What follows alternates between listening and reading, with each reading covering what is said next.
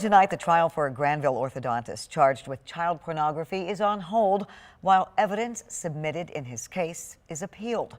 41-year-old Dr. Thomas Shannon last appeared in court in October, and that's when his attorney argued evidence was obtained improperly by Kent County Sheriff's investigators who received images from Shannon's cloud from a private investigator hired by Shannon to only look at his cell phone, not the cloud. He is charged with 8 felony counts, including possession of child sexually abusive material and using computers to commit a crime.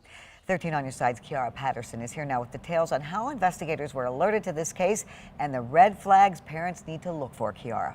Juliet, the founder of Protect Young Eyes, is an expert in online child abuse prevention. He says now more than ever, parents need to watch for the signs. Wherever our children spend time, there are always going to be adults also spending time. That's the way it's always been. Wherever the kids are is always where the bad actors also are. Operations at Shannon Orthodontics were suspended in 2023 after Dr. Thomas Shannon was arrested for possessing child pornography and soliciting underage girls for explicit photos and videos. He's charged with 8 counts, including possessing child sex abusive material and using computers to commit a crime. Online child and safety prevention expert Chris McKenna says in this day and age, it's easier for adults to pose as minors. Anybody can be a 12-year-old these days.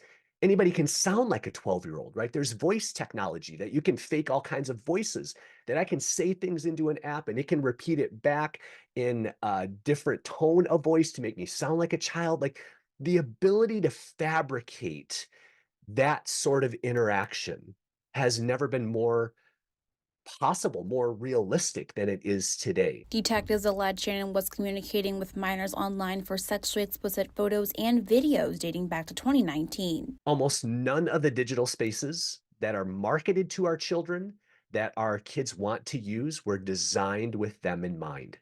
Do your homework and know where you're dropping them. The original tip against Shannon was reported to police in North Carolina, and they contacted Kent County investigators saying he solicited sexually explicit material from a 17-year-old there. Detectives alleged the orthodontist offered to pay the teen $150 for nude photos and asked for photos and videos from when she was in 8th and 9th grade. McKenna says parents need to be transparent with their children about online dangers and download apps before their children use them. Moms and dads need to download it, create a child profile, and use it for 7 straight days before they do. Interact with it like your child would. That's our 7-day rule.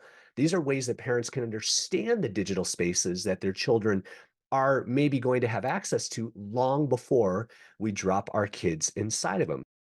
Parents can find resources and information about online child predators in this story on our website. In the newsroom, Kiara Patterson, 13 on your side.